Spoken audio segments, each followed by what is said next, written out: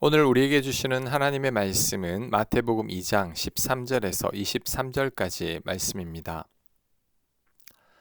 그들이 떠난 후에 주의 사자가 요셉에게 현몽하여 이르되 헤롯이 아기를 찾아 죽이려 하니 일어나 아기와 그의 어머니를 데리고 애굽으로 피하여 내가 내게 이르기까지 거기 있으라 하시니 요셉이 일어나서 밤에 아기와 그의 어머니를 데리고 애굽으로 떠나가 헤롯이 죽기까지 거기 있었으니 이는 주께서 선지자를 통하여 말씀하신 바 애굽으로부터 내 아들을 불렀다 함을 이루려 하심이라. 아멘.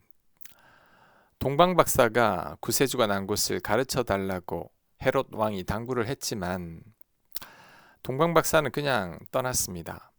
꿈에 그냥 가라는 지시를 받았기 때문이죠.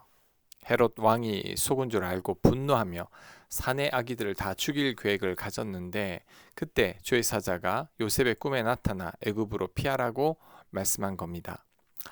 요셉이 그날 밤에 일어나 애굽으로 떠나 헤롯이 죽기까지 애굽에서 거하게 됐습니다.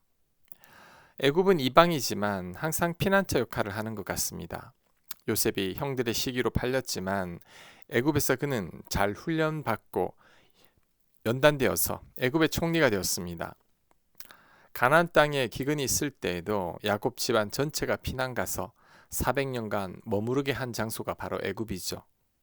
모세가 40년간 훈련을 받은 곳도 애굽 왕실이었습니다. 애굽은 이방 땅이지만 하나님의 백성들이 잠시 머물며 안식하는 땅입니다. 애굽은 영원히 머물 땅은 아니지만 하나님의 백성들이 폭풍을 피해 잠시 안식하며 다음 사역을 위해 충전하는 전략적 요충지라고 할 수 있죠.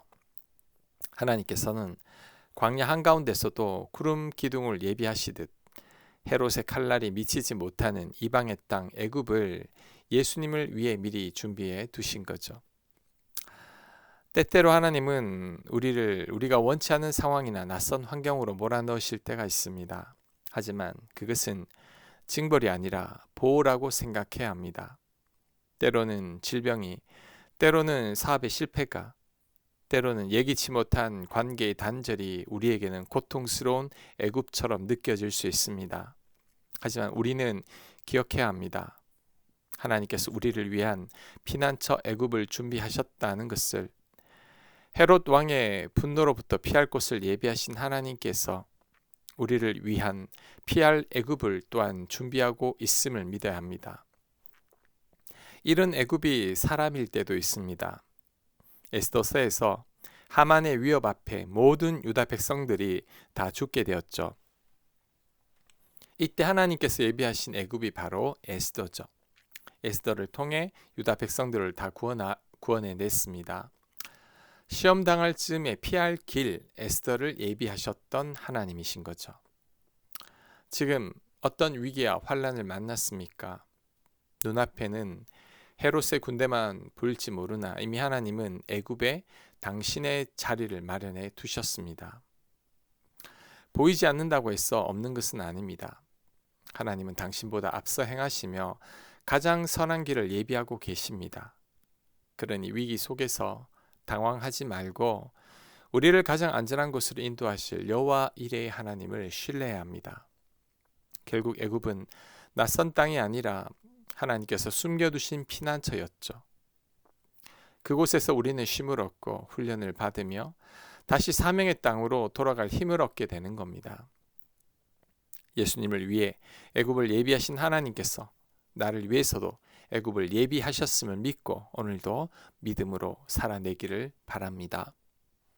16절 이에 헤롯이 박사들에게 속은 줄 알고 심히 노하여 사람을 보내어 베들레헴과 그 모든 지경 안에 있는 사내 아이를 박사들에게 자세히 알아본 그때를 기준하여 2살부터 그 아래로 다 죽이니 이에 선지자 예레미야를 통하여 말씀하신 바 라마에서 슬퍼하며 크게 통곡하는 소리가 들리니 라헬이 그 자식을 위하여 애곡하는 것이라. 그가 자식이 없으므로 위로받기를 거절하였도다 함이 이루어졌느니라. 아멘. 동방 박사에게 속은 줄을 깨달은 헤롯 왕이 심히 노했습니다. 그 노함과 분노로 인해 인간적인 생각을 합니다.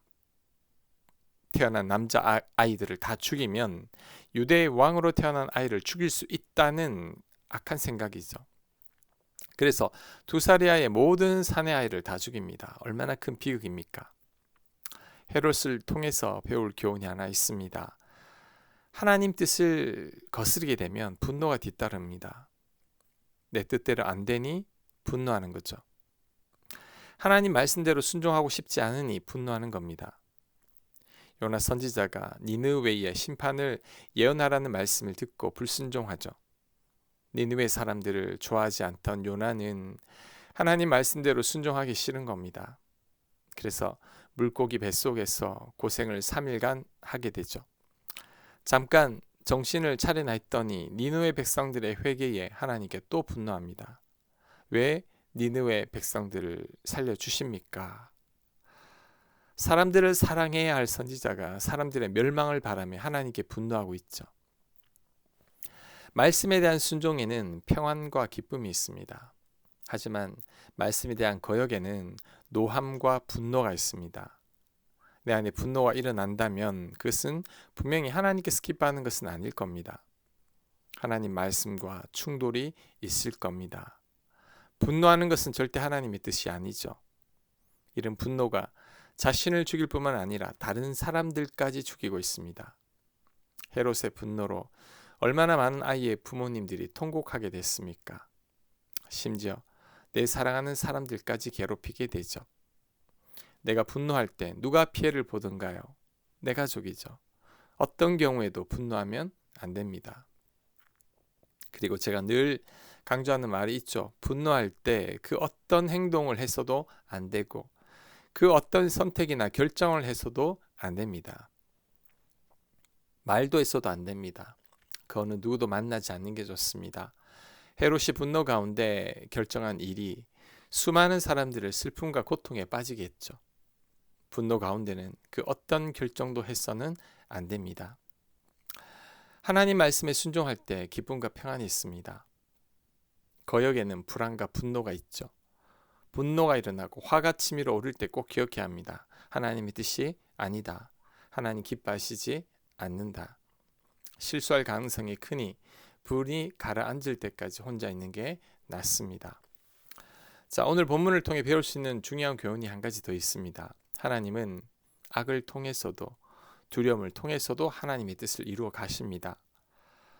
요셉이 예수님과 마리아를 데리고 애굽으로 피난 가는 것도 예언의 말씀이죠. 15절을 보면 애굽에서 내 아들을 불렀다는 예언을 이루게 하심이라고 했습니다. 17절과 18절을 보면 헤롯의 대학살도 결국 예언의 말씀대로 이루어진 거죠. 하나님은 모든 상황과 여건 속에서도 당신의 뜻을 이루어 가고 계십니다.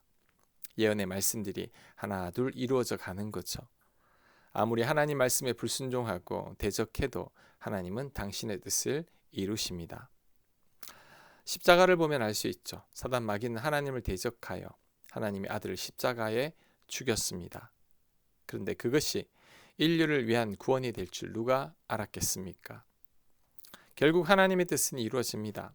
하나님 말씀대로 됩니다. 아무리 불순종하고 거역해도 하나님 뜻대로 되죠. 인간의 어떤 수단과 방법을 다 동원해도 결국은 하나님의 크신 뜻 가운데 다 이루어집니다. 우리는 하나님을 절대 못 이깁니다. 그 하나님을 믿고 신뢰하기만 하면 되죠. 그럴 때 가장 복된 인생길로 가게 됩니다.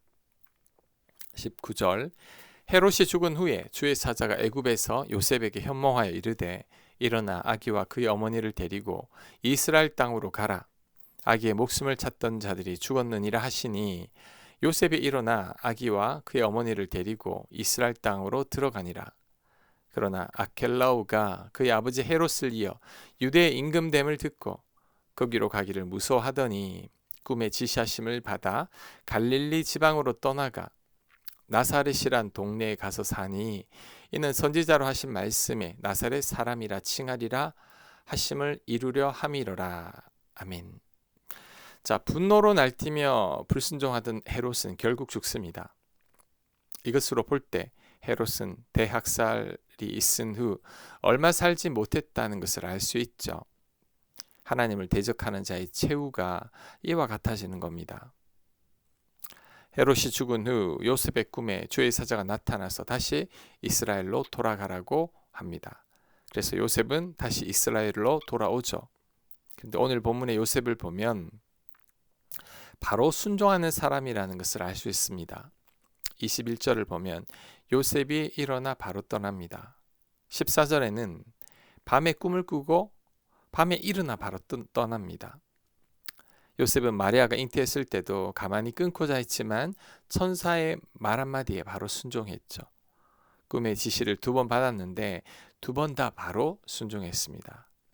요셉은 말씀하는 즉시 순종하는 사람이죠. 순종이 제사보다 낫다고 하죠. 순종이 예배보다 낫다는 겁니다. 불순종하며 예배를 100번 드리는 것보다 예배는 못 드렸지만 철저히 순종하는 것을 하나님께서 기뻐하십니다. 하나님 생각하여 순종하는 것이 곧 하나님께 예배 드리는 것과 같은 것이기 때문이죠. 우리는 하나님 말씀에 순종하는 자가 되어야 합니다. 하나님 말씀에 순종하는 자에게 하나님께서 반드시 피난처가 되어 주십니다. 애굽과 같은 피난처를 예비해 주시죠. 그의 인생을 책임지십니다. 그리고 그의 신앙이 자라게 되죠. 그러니 우리들은 반드시 하나님 말씀에 순종해야 합니다. 올 한 해는 순종하지 못하는 말씀에 꼭 순종하길 바랍니다. 지금 어떤 말씀에 순종하지 못하고 있나요? 그 말씀 꼭 순종해 내시길 간절히 축복합니다. 아멘. 하나님 말씀에 늘 순종하는 저희가 되게 하여 주시옵소서. 하나님, 환난과 고난 가운데 우리를 위해 애굽을 예비하신 그 하나님께서 우리에게 또한 피할 길을 예비해 주신 줄 믿습니다. 하나님, 그곳으로 인도하여 주시옵소서. 예수님 이름으로 기도합니다. 아멘.